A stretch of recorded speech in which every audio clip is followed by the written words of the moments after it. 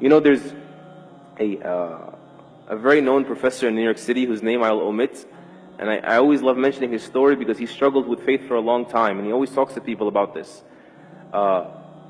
And he was an atheist, and he came back to Islam, and he says, I read a line from Muhammad Iqbal, and it just shut me down. And all my research was finished, and I said, there's no running from this. Muhammad Iqbal, rahimahullah, he says, sure, you can deny God, but how do you deny Muhammad? Alayhi salatu wassalam. In other words, sure, you can be immature and say, I'm not going to believe in something I don't see. Case closed, stop talking to me, right? But how do you deny someone who lived in the flesh here, who God communicated with? How do you deny the reality of Muhammad sallallahu alayhi wasallam? How do you explain that? We need to revisit that.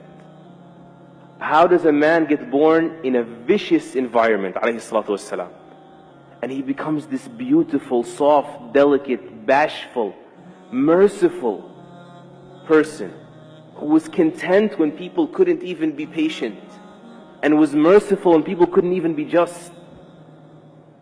And he was gentle with kittens, and he praised people for taking care of animals. And then on the battlefield, he's on the front lines.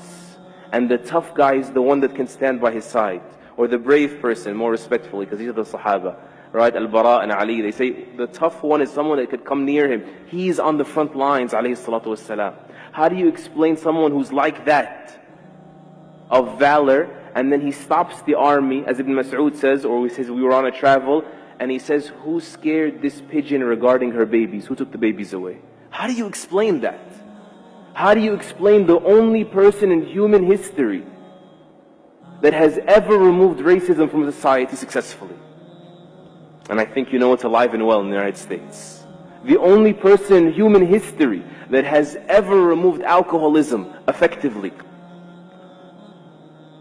that has suffocated the institution of slavery until it dwindled and people benefited from their freedoms and enjoyed them.